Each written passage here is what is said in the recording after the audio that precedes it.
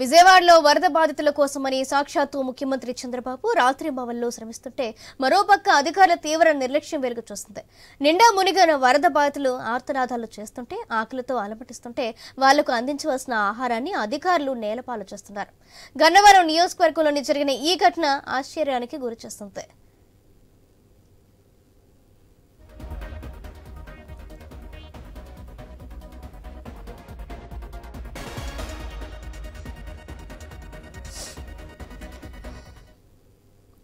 విజయవాడ వరద బాధితుల్లో 20,000 మందికి సరిపడే భోజనాలు, నీరు విషయంలోని అధికారులు నిర్లక్ష్యంగా వ్యవహరించారు. అన్నింటినీ అన్యాయంగా నేలపాలు చేశారు. లెక్కల్లో వరద బాధితుల భోజనాల ఖర్చు చూపించిన అధికారులు వరద బాధితులకి మొండి చేయి చూపించారన్న ఆరోపణలు వినిపిస్తున్నాయి. ఇలాంటి అధికారుల విషయంలో ముఖ్యమంత్రి కఠిన చర్యలు తీసుకోవాలని వరద బాధితులు డిమాండ్ చేస్తున్నారు. ఈ విషయానికి సంబంధించి మరింత సమాచారం మా ప్రతినిధి హరీష్ అందిస్తారు. హరీష్,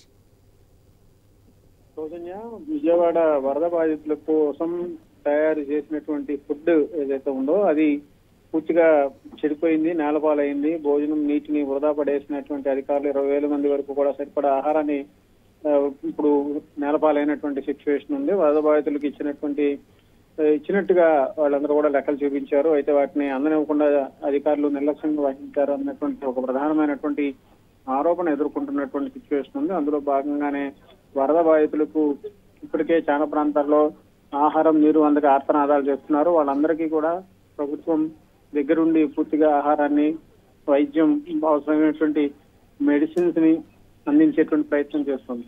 కానీ ఇప్పుడు ఈ ఘటనకు సంబంధించినటువంటి అంశం కొంతవరకు కూడా స్థానికంగా కూడా ఆశ్చర్యానికి గురి చేసింది.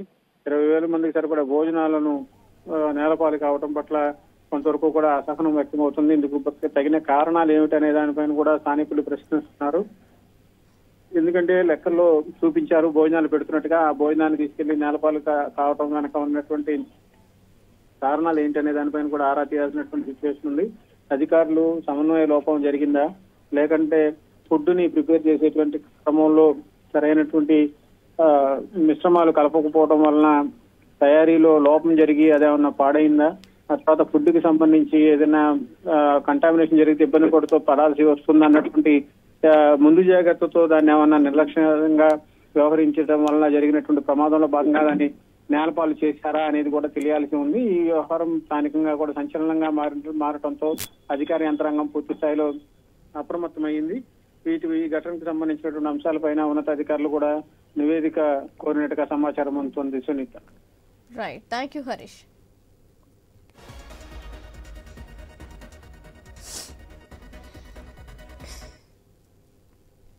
విజయవాడలో వరద బాధితుల కోసమని సాక్షాత్తు ముఖ్యమంత్రి చంద్రబాబు రాత్రి మవల్లో శ్రమిస్తుంటే మరోపక్క అధికారుల తీవ్ర నిర్లక్ష్యం వెలుగు చూసింది.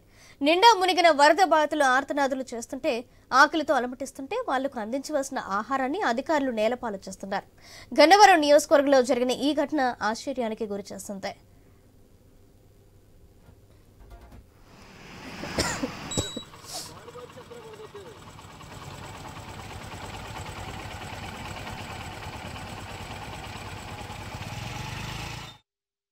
విజయవాడ వరద బాధితుల్లో 20,000 మందికి సరిపడే భోజనాలు, నీరు విషయంలో అధికారులు నిర్లక్ష్యం వ్యవహరించారు. అన్నింటినీ అన్యాయంగా నేలపాలు చేశారు. లెక్కల్లో వరద బాధితులు భోజనాల ఖర్చు చూపించిన అధికారులు వరద బాధితులకి మొండి చేయి చూపించారన్న ఆరోపణలు వినిపిస్తున్నాయి. ఇలాంటి అధికారుల విషయంలో ముఖ్యమంత్రి కఠిన చర్యలు తీసుకోవాలని వరద బాధితులు డిమాండ్ చేస్తున్నారు.